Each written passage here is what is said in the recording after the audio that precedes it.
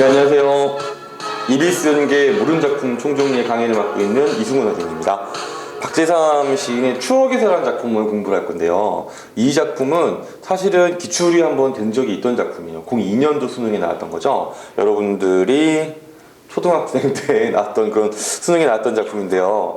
근데 수능은 원칙적으로는 중복해서 작품을 내지는 않았어요. 근데 장르별로 정말 아주 중요한 작품들 있죠. 뭐 서시 같은 거, 뭐 춘향가 이런 것들 있죠. 이렇게 아주 중요한 작품들은 중복 출제를 했습니다. 2번 정도 중복 출제가 됐었어요. 그래서 이 작품도 중복 출제가 될 가능성이 아예 없다고 보기는 조금 힘들어요. 그러나 뭐 우리에게 아주 중요한 작품, 우리에게 뭐 서시나 아니면 진달래꽃 같은 작품은 또 아니니까 여러분들의 공부를 소홀히 할 수도 있지만 그래도 문학 작품을 이해한다는 개념으로 공부를 했으면 좋겠습니다.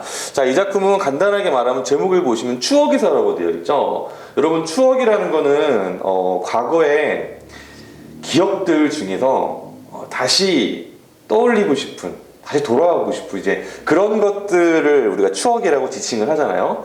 근데 이 작품을 보면은 굉장히 가난했던 모습들이 계속 나와요. 근데 그럼에도 불구하고 이거를 추억이라고 하는 이유는 이거를 알아야 됩니다. 분명히 어린 시절에 가난해서 고생 많이 했거든요. 그런데 어머니와 함께 했던 그 시절이 그립다라는 그러한 정서가 바닥에 깔려있다는 사실을 알아야겠습니다. 어머니 보고 싶다 이런 내용이에요. 사실은 안에 깔려있는 것이. 자, 그러나 이제 겉에 드러나는 거는 어머니의 어떤 고난에 찬 한스러운 삶을 드러내는 데 주력을 하고 있습니다. 그래서 이 작품은요, 일단 이해를 잘 하기 위해서는 이 블링블링한 반짝임을 먼저 설명 안 할 수가 없겠는데요. 이 반짝인다는 거에 의해서 이 시가 사실은 정반대의 의미를 다 드러나게 돼 있어요. 자, 왜 반짝이는 게 정반대의 의미를 드러내냐면요. 반짝반짝하는 거를 보고서 화자가 뭘 떠올리냐면요. 동전, 은전이죠, 은전을 떠올립니다. 왜냐면은 은전도 햇빛 받으면 반짝반짝하잖아요. 그 반짝반짝하는 것을 보고 은전을 떠올린다는 얘기는 사실 돈이 없어서 그런 거거든요. 그래서 이 은전이 즉 부가, 물질적인 부가 이 화자도 마찬가지고 어머니에게는 어떻게 보면 동경의 대상이었던 거예요. 그러나 반대로 또 반짝거리는 거는 반대의 이미지도 있죠. 우리가 눈물 젖은 것도 빛을 받으면은 반짝반짝하잖아요. 그죠? 실제로 이 사람들의 현실적인 처지는 가난이었어요.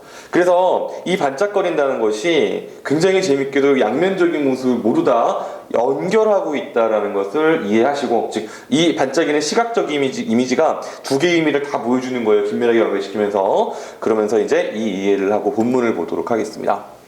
자, 진주장터 생어물전이라고 했는데요. 자, 진주장터도 얘기했고 생어물전이라는 이제 시장이죠. 거기까지 구체적으로 언급을 하는 거는요. 자, 우리가 이 작품을 보면서 일단 서울이 아니니까 이제 진주라 그러면 이제 지방이죠. 그럼 일단 향토적인 느낌이 좀 들면서 구체적인 이런 지명 제시나 장소를 얘기하는 거는 이 독자들에게 더욱더 사실 같은 느낌을 주는 그런 효과가 있습니다. 자, 그리고 또 여기 지금 이제 시간적인 배경이 나와요. 바닷밑이 깔리는 해에 다진 어스름을.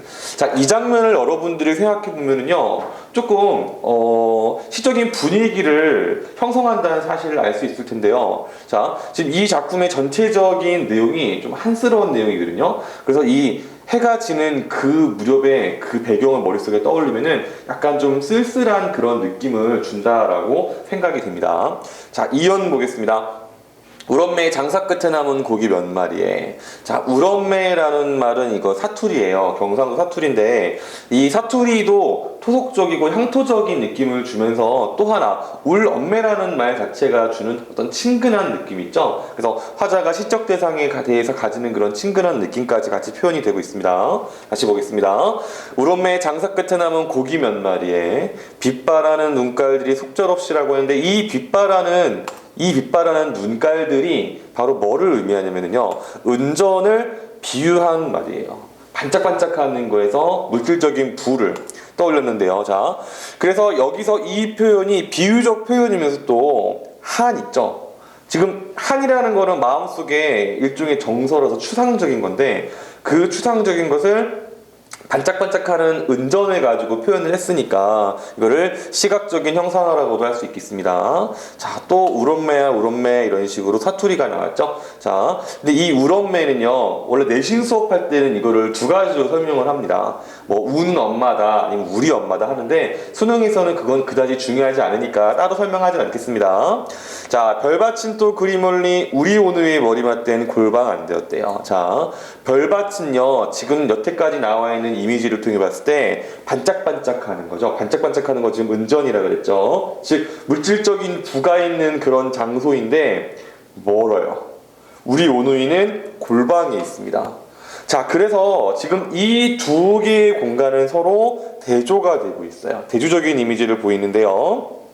이때 손실에게 떱니다. 지금 이 시적 대상의 처지가 이렇게 감각적인 표현으로 잘 드러나고 있는데, 자, 이 작품은 계속 어머니에 대한 이야기지만 이 부분만은 어머니가 아니라 오누이가 주체가 된다라고 이해하시고 다음 부분 보겠습니다. 자, 진주난강 말단에도요 오명가명 신새벽이나 별빛에 보는 것을, 자, 지금 이 진주난강의 맑음은 사실 아름다운 이미지잖아요. 이걸 보고 즐겨야 되는데 오명가명, 자, 이것도 내신 수업할 때는 뭐 리듬감 조성한다고 하는데 이거는 수능에서는 그렇게 중요한 내용은 아닙니다. 자, 중요한 건 여기 요 내용을 해석해야 되는데요. 신새벽이나 별빛에 보는 것을, 여기서 어머니의 처지를 알 수가 있어요. 어머니가 신새벽이나 별빛이 본다는 얘기는 아침 일찍 나가서 밤 늦게까지 일하고 돌아오신다는 얘기죠. 고달픈 삶의 모습을 이렇게 간접적으로 제시를 한 거예요. 자, 그때 우리 엄마의 마음은 어땠을까요? 지금 이게 추측을 합니다.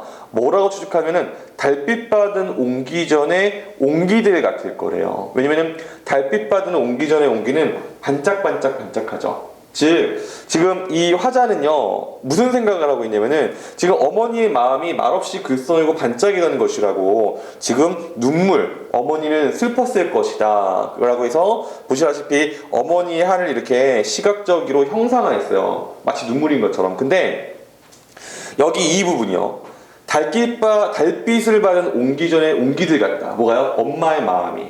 이렇게 표현한 거는 지금 옹기를 보고 있거나 혹은 떠올리고 있는 거는 화자 자신이죠. 화자 자신이 생각했을 때 어머니가 슬펐을 것 같다는 말이에요. 그것을 자기 그 생각이나 그 정서를 옹기에 화자가 대입한 거기 때문에, 그래서 화자의 감정이 이입된 표현이다, 이렇게 봐야 맞습니다. 자, 이거를 제가 굳이 설명한 이유가 이게 실제로 02년도에 나왔던 얘기예요. 02년도에 이 부분을 문제에서 화자의 감정이 이입된 표현이다, 이렇게 설명했었어요. 그때 아주 많은 학생들이 이게 어떻게 화자냐, 엄마다 라고 생각을 해서 3번이라고, 그게 다 이게 3번이었습니다. 3번이라고 했었는데, 정확히 말을 하면 다시 화자가 어머니의 감정이 슬픔일 것이다 라고 추정을 했습니다. 그래서 자기가 그것을 드러내기 위해서 이 옹기라는 대상을 떠올렸죠. 그죠? 어머니의 감정을 표현하기 위해서 자기가 떠올린 게 옹기예요. 그래서 화자의 감정이 이입이 됐다라고 우리가 이야기를 하는 겁니다.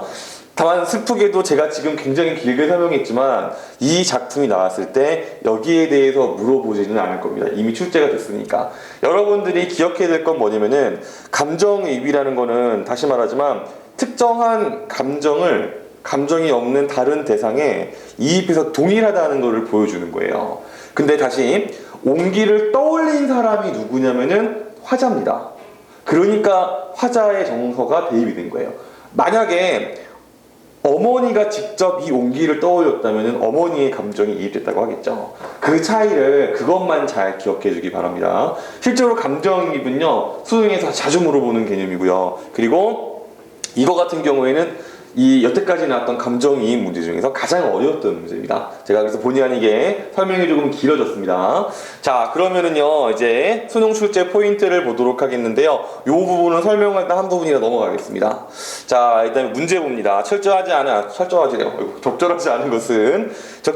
것은 뭐냐? 1번, 특정한 공간적인 배경을 제시한 거는 자 진주 장터 진주 생월물 장터 얘기 나왔었죠, 그죠? 그다음에 2번 신새벽과 반빛의 시여 대비다. 자 이거는 조금 문제가 있습니다. 왜냐면은 신새벽이랑 반빛은요 시여 대비를 하겠다는 의도가 아니라 어머니의 고달픈 삶을 보여주는 거고요. 시여 대비를 보여주는 것은 별밭이랑 골방이라고 봐야겠죠. 정답은 2번이네요.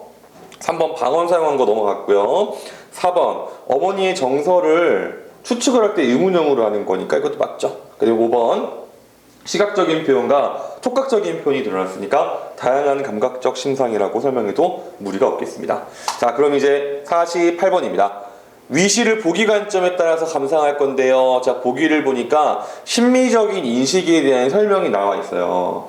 자 근데 이 심미적인 인식에 대한 이야기는요 작년 수능, 그러니까 2013학년도 수능이죠. 지금 대학생 다니는 그때까지는 이 심미적이랑 관련되어 있는 그러한 문제나 보기가 나온 적이 없습니다. 이거는 왜 이게 등장하냐면요. 교과과정이 개편됐죠. 여러분들 지금 고3 학생들 지금 고3 학생들이 그 개정교과의 첫 세대인데 그때 추가된 내용이에요. 이 세계를 심미적으로 인식한다는 게. 근데 유감스럽게도요. 이 심미적으로 문학을 인식한다는 이 보기 내용이랑 선택지랑 연결시키는 게 쉽지가 않은 것 같아요. 그래서 이 보기 내용은 사실은 별 쓸모가 없는 내용입니다. 중요한 건 선택지에서 나와 있는 내용이 정말로 시 해석이랑 일치하는지를 잘 보는 게 더 중요합니다. 자, 1번 보세요. 바람이 치깔리는 해 닿아진 어스름. 애상적인 분위기는 제가 설명을 했습니다. 2번 은전은 빛바라는 눈가를 비유하는 것이다. 물고기 눈가에서 이걸 떠올렸으니까 맞죠? 3번 어머니의 고된 삶이 우리 오늘에 극복될 것이다. 그렇지 않죠. 정답은 3번입니다. 이건 잘못된 해석이죠. 이런 내용이 등장한 적이 없습니다. 즉 보시면 알겠지만 원래는 보기라는 것이 엄청 중요해요. 원래 문제를 풀 때는. 그런데 심미적이라는 것이 현재 실제로 기출문제에서는 응용이 되지가 않았기 때문에 이것과 관련해서 문제가 어떻게 나올지를 사람들이 생각을 잘 못하는 중이고 실제로 이것과 이것이 연관성이 갖기가 굉장히 어렵게 되어 있습니다. 그래서 이 내용을 물론 보기는 보지만 실제로 1, 2, 3, 4, 5번의 이 내용들이 지문과 얼마나 연관성이 있는지 얼마나 해석을 정확히 했는지를 그거를 잘 생각을 해주기 바랍니다. 자 4번 5번 이 부분은 제가 설명 안 해도 될 것 같은 부분이네요. 자 그럼 이제 또 하나의 강의를 정리를 해봤고요. 저는 이승훈 선생님이었습니다. 여러분들 EBS 연계 모르는 작품 총정리를 공부할 때 모르면은 저를 만나면 되는 거예요. 자 그러면은 여러분들 수능 대박을 기원하면서 저는 이만 가도록 하겠습니다. 여러분 화이팅!